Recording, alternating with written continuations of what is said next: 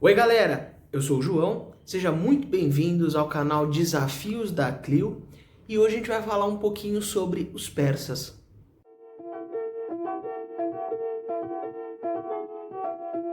E antes da gente começar, eu já vou pedir para você se inscrever aí embaixo, deixar o seu gostei, compartilhar com seus amigos e comenta aí para mim o que você acha que tornou o Império Persa tão grandioso. O termo persa, em Pérsia, vai surgir e vai designar o país durante muito tempo, então desde os tempos antigos até 1935, quando você tem a mudança do nome do país e vira o Irã.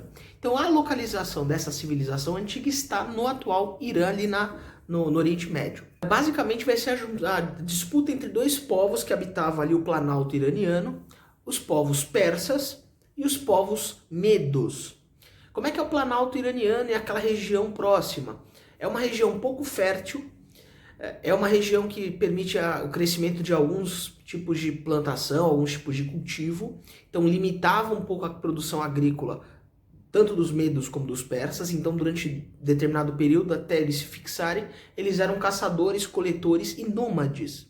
Eles foram se fixando, e à medida que eles foram se fixando, eles começaram a se organizar em formas de encontrar água subterrânea. Você tem o assentamento desses povos por volta de 2000 a.C., mais ou menos, tanto dos medos como dos persas, e justamente você vai ter o nome Pérsia, por conta da vitória dos persas sobre os medos, por volta ali de 560 a.C., mais ou menos, com a vitória do Ciro I sobre os medos, e inicia o seu processo de expansão. Ele anexa a Mesopotâmia, né?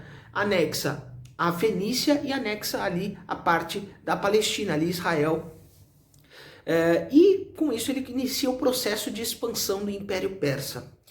Um segundo imperador descendente do Ciro vai ser o Cambises, ou Cambises. Ele vai expandir o império para o Egito, ele toma o Egito, então aumentando a sua fronteira ali para o sul. E por último, o imperador que começou a estruturar todo esse império e articular uma forma de melhorar o desempenho foi o Dario I.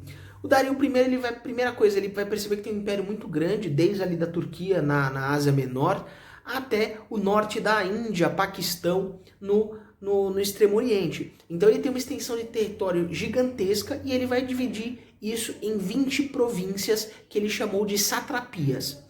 As satrapias eram governadas pelos sátrapas, que eram geralmente nobres, que cuidavam dessa administração desses locais. Ele criou as primeiras redes de estrada e ele implementou um dos correios mais antigos do mundo, onde o cavaleiro que iria levar a mensagem, a carga, o presente para o imperador, ele corria com o seu cavalo, então ele ia do posto 1, então ele ia da cidade de Ecbatana, lá no Extremo Oriente, até, por exemplo, sei lá, Babilônia.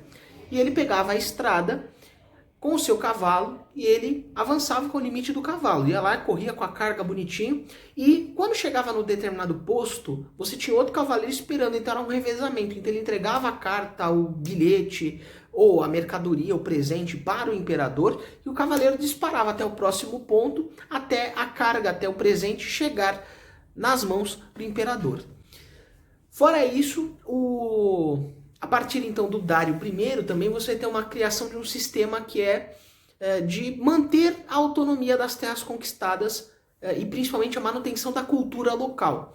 Então, quando o Dario conquistou novas terras, e mesmo as antigas, a única coisa que ele falou, vocês podem continuar acreditando nos deuses que vocês quiserem, vocês podem continuar construindo do jeito que vocês quiserem, falarem o idioma que vocês quiserem. Só que a única diferença é que vocês agora vão pagar imposto para mim. Se vocês não quiserem pagar, eu tiro o governante de vocês e coloco alguém que pague.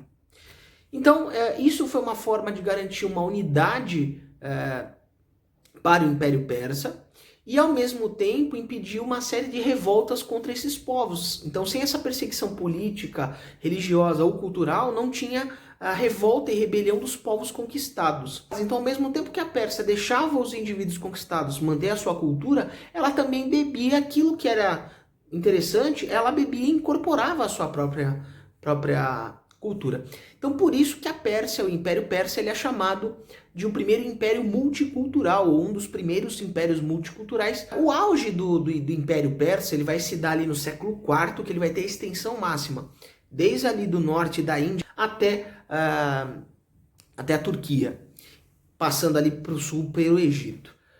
Bom, como é que estava essa divisão social? Você tem basicamente uma divisão meio clássica em relação a essas sociedades antigas, que você tem o imperador e a família real no alto dessa pirâmide. No andar de baixo, abaixo dele, vem os sacerdotes, os chefes militares e os nobres. Abaixo deles vem os artesãos e os comerciantes. E abaixo deles, ali na base da pirâmide, você vai ter os camponeses, que também podiam exercer alguns outros tipos de trabalho manuais, mas o foco era a questão da produção de alimentos. E uma coisa que é extremamente curiosa, eles tinham uma pouca importância da escravidão, eles tinham poucos escravos, né, no decorrer da sua história. Justamente porque o intuito deles não era uma conquista e ficar reprimindo esses povos, eles iam absorvendo a cultura deles e vivam a sua vida, que a gente deixa a vida me levar e vamos embora. Uma sociedade que vai ter uma distinção muito forte entre homens e mulheres. Os homens vão exercer o cargo público, os cargos públicos, a questão política, as construções e tudo que fosse exercido seria feito por homens. As mulheres ficavam com as tarefas domésticas, mas ao mesmo tempo elas não estavam presas a essa tarefa. Então elas, por exemplo, poderiam auxiliar o comércio da família, elas poderiam trabalhar na lavoura junto com a família, então não era uma coisa rígida. Você tinha uma cultura muito rica, com produção, por exemplo, de ricos tecidos. Os tapetes persas também eram verdadeiras obras de arte, que eram passadas de geração em geração através da oralidade. Então o pai ensinava para o filho como é que você fazia aquele tipo de tapete. Os persas também eles tinham uma nobreza que era muito vaidosa e ostentava o seu poder a partir de adornos. Então brincos, braceletes, joias, outros tipos de ornamento, tanto homens como mulheres. Os homens usavam barbas compridas, só barbas bem tratadas, bem aparadas, e também você tinha uma higiene pessoal muito forte, então aparavam-se os cabelos, as barbas no caso dos homens, e as unhas. E também a nobreza utilizava bastante maquiagem nos olhos, principalmente, era uma forma também de distinção social. Na arquitetura, você vai ter a herança, principalmente dos babilônicos, na questão de ter áreas com tijolos coloridos, ladrilhos pintados, ladrilhos esmaltados, os terraços amplos, né, e grandes construções monumentais. Essa era uma forma também de mostrar o poder. E também, muitas vezes, você não tinha uma pilastra, mas você tinha uma figura de um animal, um boi, um cavalo, ou até mesmo figuras antroposomórficas, que estavam esculpidas ali, que eram, por exemplo, a entrada do arco de uma construção, por exemplo. A religião persa, que às vezes pode gerar uma confusão. Os persas, assim como vários povos da antiguidade, eles eram politeístas, então eles sacrificavam animais, eles tinham a bebida sagrada deles, eles tinham seus rituais referentes a essas divindades. E a partir ali entre o século VII e o século VI a.C., surgiu um cidadão chamado Zoroastro, que ele começou a pregar a existência apenas de duas divindades. A divindade Ahura Mazda e a divindade Ahriman. Ahura Mazda seria a encarnação do bem, da verdade, da justiça e da luz. E ao mesmo tempo, você tinha Ahriman, que vai representar a morte, a inverdade, a injustiça, e vai estar ligada muito mais àquilo que a gente conhece como mal. E o Zoroastro ele dizia que à medida que as pessoas tinham ações boas, você estaria marcando como se fosse pontos para esse Deus estaria na frente na sua batalha contra o outro. E se você fosse uma pessoa que cometesse atos ruins, se você fosse uma pessoa má, você também estaria dando força para Ahriman combater Ahura Mazda. Então, muito dessa crença vai ser uma base de inspiração para as religiões monoteístas ali do Oriente Médio. Então, você pegar judaísmo, o cristianismo e o islamismo. Outra influência dessa religião do zoroastrismo vai ser justamente, à medida que você fosse bom, Quando viesse o Salvador, você seria salvo e você iria para um lugar bom, maravilhoso, né? O que a gente chamaria hoje de paraíso. E se você fosse ruim, você não iria ressuscitar e você iria para o inferno ou para o mundo dos mortos, como você preferir. Então isso também é outra influência religiosa direta, né? Incluindo a própria ressurreição, vai ser outra influência direta para as religiões que viram depois. Porém, essa religião ela não agradou aos sacerdotes.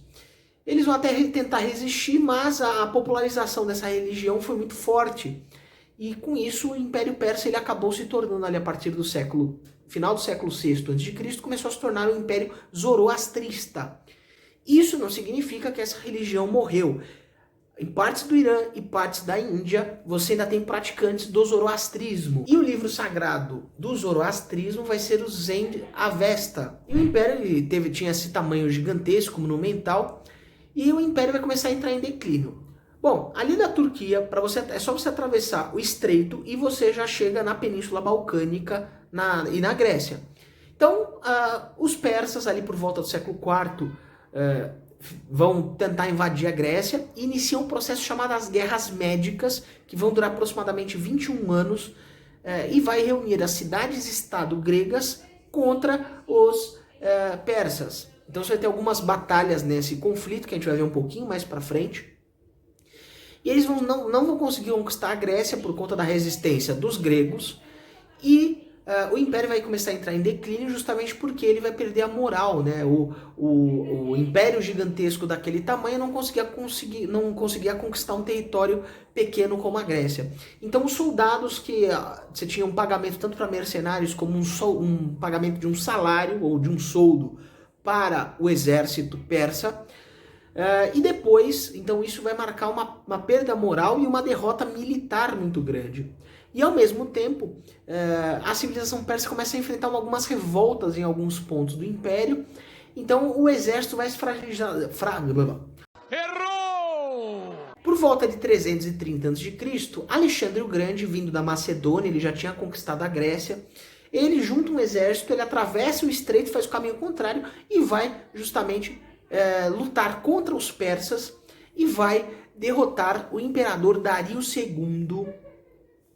E com essa vitória ele acaba anexando partes do Império Persa e iniciou a sua campanha que durou a sua vida para conquistar o Império Persa e vai se tornar parte do Império do Alexandre o Grande, o Império Persa. Então é isso, gente. Dúvidas e desafios, chama a Clio.